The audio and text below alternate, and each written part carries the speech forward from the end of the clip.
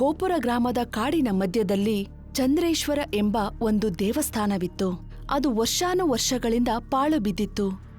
ಅಲ್ಲಿ ತುಂಬಾ ಅಂಧಕಾರ ಕವಿದಿತ್ತು. ಅಲ್ಲಿಗೆ ಹೋಗಲು ಜನ ತುಂಬಾ ಭಯಪಡುತ್ತಿದ್ದರು. ಯಾಕಂದ್ರೆ ಅಲ್ಲಿ ಒಬ್ಬ ಯಕ್ಷಿಣಿ ವಾಸವಾಗಿದ್ದಾಳೆ ಎಂದು ನಂಬಲಾಗಿತ್ತು.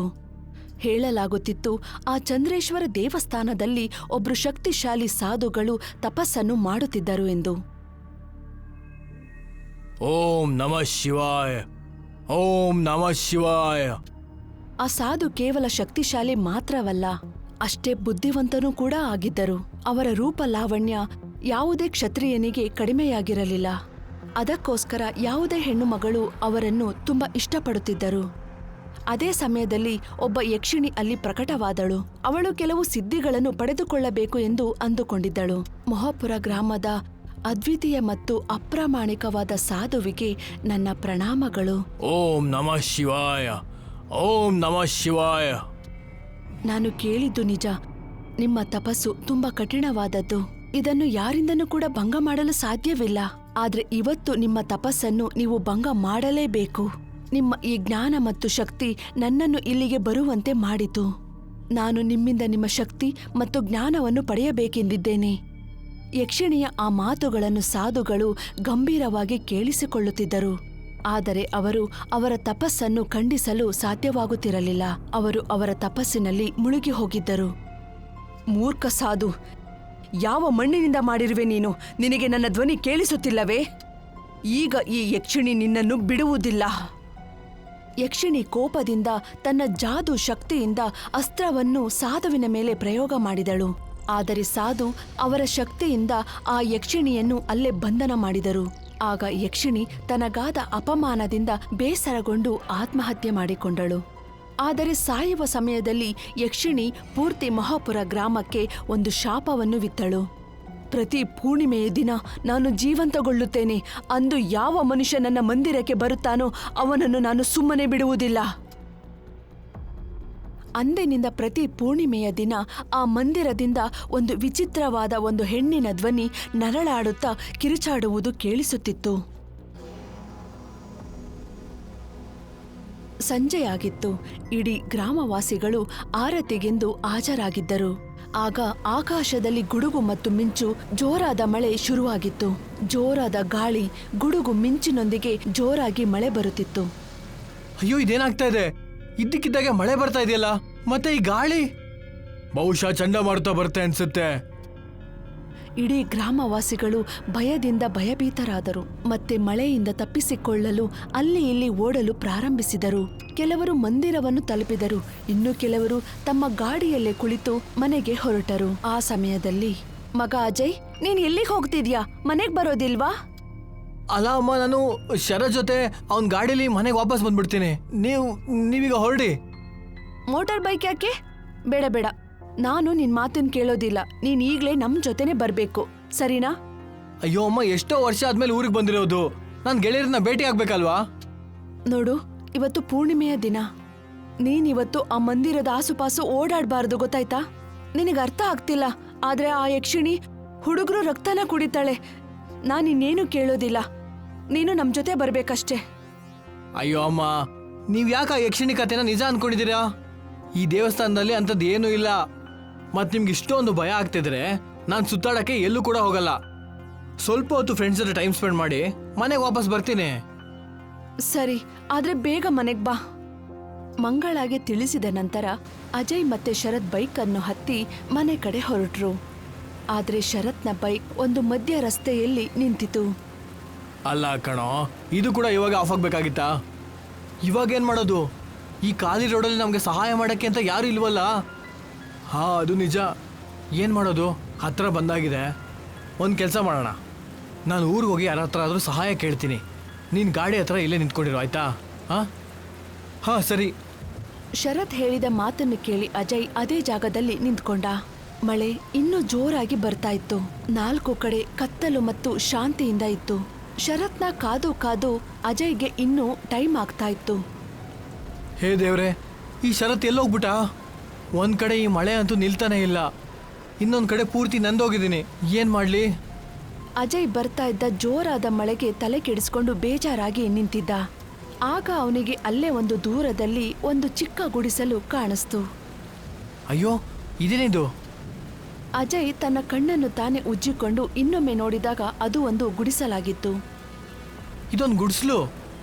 ಒಳ್ಳೇದಾಯ್ತು, ನಾನೀಗ ಅಲ್ಲಿಗೆ ಹೋಗ್ತೀನಿ, ಸ್ವಲ್ಪ ಹೊತ್ತು ವಿಶ್ರಾಂತಿ ತಗೋತೀನಿ. ಅಜಯ್ ಓಡುತ್ತಾ ಆ ಗುಡಿಸಲ ಬಳಿಗೆ ಬಂದ. ಅವನು ಆ ಗುಡಿಸಲ ಬಾಗಿಲನ್ನು ತಟ್ಟೋದಿಕ್ಕೆ ಶುರು ಮಾಡ್ದ. ಅವನು ನೋಡಿದಾಗ ಅಲ್ಲೊಬ್ಳು ಸುಂದರವಾದ ಮಹಿಳೆ ಅವನ ಎದುರುಗಡೆ ನಿಂತಿದ್ಲು. ಹೇಳಿ, ಏನಾಗ್ಬೇಕಿತ್ತು? ಅಜಯ್ ಆ ಹೆಂಗಸನ್ ನೋಡ್ತಾ ನೋಡ್ತಾನೆ ಮಾತು ಬರ್ದೇ ಇರೋ ತರ ನಿಂತ್ಕೊಂಡ. ಅವಳ ಧ್ವನಿ ತುಂಬಾ ಮಧುರವಾಗಿತ್ತು.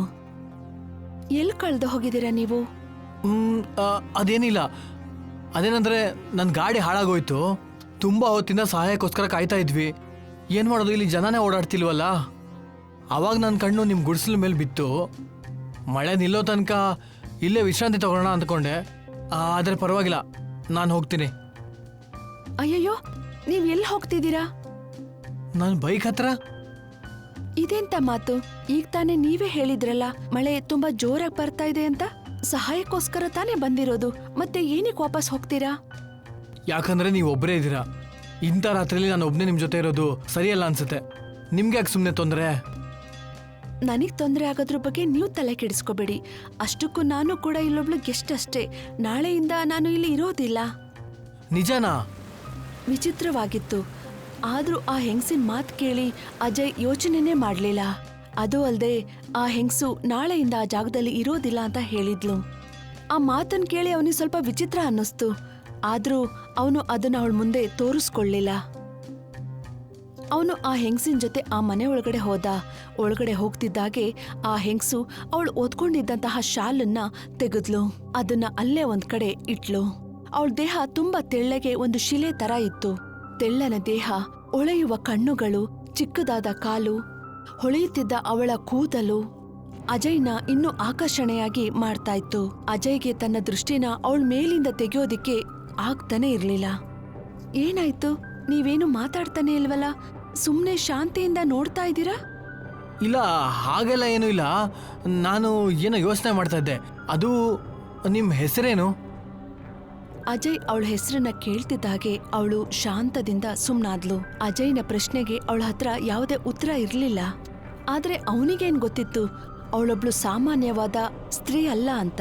ಅವಳೊಬ್ಳು ಯಕ್ಷಿಣಿಯಾಗಿದ್ಲು. ಹಾಗೆ ಸಡನ್ ಆಗಿ ಮಾತನ್ ಕೂಡ ಬದಲಾಯಿಸ್ಬಿಟ್ಲು. ನನ್ನ ಹೆಸರನ್ನ ಕಟ್ಕೊಂಡು ನಿಮಗೇನಾಗ್ಬೇಕು? ನಾನ್ ಮಾಡಿರೋ ಅಂತ ಈ ಮದಿರೆನ ನೀವು ಕುಡಿಬಹುದಲ್ವಾ? ಮದಿರಾ ಅಂದ್ರೆ ಹೆಂಡನಾ? ನೀವು ಹೆಂಡ ತಯಾರು ಮಾಡ್ತೀರಾ? ಇದು ನಮ್ ಕುಲ ಕಸಬಾಗಿದೆ. ಸರಿ ಹಾಗಿದ್ರೆ. ಅಜಯ್ ಯಕ್ಷಿಣಿ ನೀಡಿದಂತಹ ಮಧುರೆಯನ್ನ ಕುಡಿದ್ಮೇಲೆ ಅವನು ತನ್ನ ಸ್ಥಿಮಿತಾನ ಕಳ್ಕೊಂಡ. ಮತ್ತವನು ವಿಚಿತ್ರವಾಗಿ ತುಂಬಾ ಬೇಡದೇ ಇರೋ ವಿಷಯಗಳನ್ನ ಮಾತಾಡೋದಿಕ್ಕೆ ಶುರು ಮಾಡ್ದ. ಏನಂದೆ ನೀನು?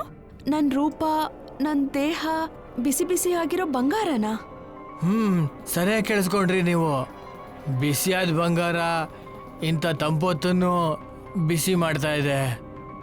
ಅನ್ಸತ್ತೆ ಈ ಮಧುರೆಯ ನಶೆ ನಿನಗೆ ಸ್ವಲ್ಪ ಜಾಸ್ತಿನೇ ಏರಿದೆ ಅಂತ. ಇಲ್ಲ, ಇದು ಹೆಂಡ ನಶೆ ಅಲ್ಲ, ಇದು ನಿನ್ನ ನಶೆ. ನಿಂದು ನಿಜವಾಗ್ಲು ಎಲ್ಲಿ ತನಕ ನಿನಗಿಂತ ಸುಂದರವಾದ ಹುಡುಗಿ ನಾನು ನೋಡೇ ಇಲ್ಲ. ಹಾಗೆ ಅಂದ್ರೆ ಹೇಗೆ? ಎಂಥ ಸೌಂದರ್ಯ ಅಂದ್ರೆ ಹೇಗಾದ್ರೂ ಮಾಡಿ ನಿನ್ನ ಪಡ್ಕೋಬೇಕು ಅನ್ಸುತ್ತೆ, ನಿನ್ನ ತಪ್ಕೋಬೇಕು ಅನ್ಸುತ್ತೆ. ಅಜಯ್ನ ಮಾತ್ ಕೇಳಿದ ಯಕ್ಷಿಣಿ ತುಂಬಾ ಸಂತೋಷಗೊಂಡಿದ್ಲು. ಅವಳಿಗನ್ನಿಸ್ತಾ ಇತ್ತು ಈ ಶಿಕಾರಿ ಪೂರ್ತಿಯಾಗಿ ನನ್ ಜಾಲದಲ್ಲಿ ಬಿದ್ದಿದ್ದಾನೆ ಅಂತ. ಅದ್ರ ಉಪಯೋಗನ ಅವಳು ಪಡ್ಕೊಂಡ್ಲು. ಸಡನ್ ಆಗಿ ಯಕ್ಷಿಣಿ ತನ್ನ ರೂಪನ ಬದಲಾಯಿಸ್ಕೊಂಡ್ಲು. ಮತ್ತೆ ಯಕ್ಷಿಣಿಯಾಗಿ ತನ್ನ ರೂಪಕ್ಕೆ ಬಂದ್ಲು. ಅದೊಂದು ವಿಕೃತವಾದ ಆಕೃತಿಯಾಗಿತ್ತು. ಅವಳ ಕೆಂಡದಂತ ಕೆಂಪಾದ ಕಣ್ಣುಗಳು, ಅವಳ ಬಾಯಿಂದ ಹರಿಯುತ್ತಿದ್ದ ರಕ್ತ, ಉದ್ದವಾದ ಕೈ ಉಗುರುಗಳು. ಅವಳು ಅಜಯ್ ಹತ್ತಿರ ಹೋಗ್ತಾ ಇದ್ಲು. ಇದೆಲ್ಲ ಏನಿದು? ಯಾರು ನೀನು? ನಾನು ಯಕ್ಷಿಣಿ. ಪ್ರತಿ ಪೂರ್ಣಿಮೆಯ ದಿನ ನನ್ನ ಶಿಕಾರಿಯನ್ನು ಹುಡುಕ್ತಾ ಇರ್ತೀನಿ. ಮತ್ತೆ ಈ ವರ್ಷ ನೀನು ನನ್ನ ಶಿಕಾರಿ, ಗೊತ್ತಾಯ್ತಾ?